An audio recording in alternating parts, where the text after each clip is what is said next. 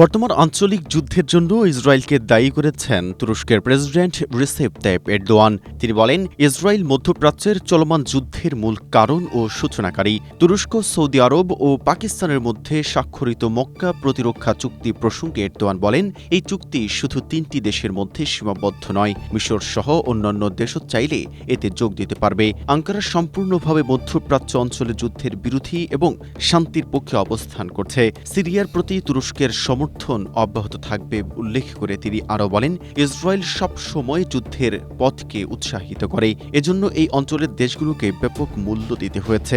এ অবস্থায় ইরান ও যুক্তরাষ্ট্রের মধ্যে চলমান উত্তেজনা কমাতে কূটনৈতিক আলোচনা চালু রাখারও আহ্বান জানিয়েছেন এরদোয়ান।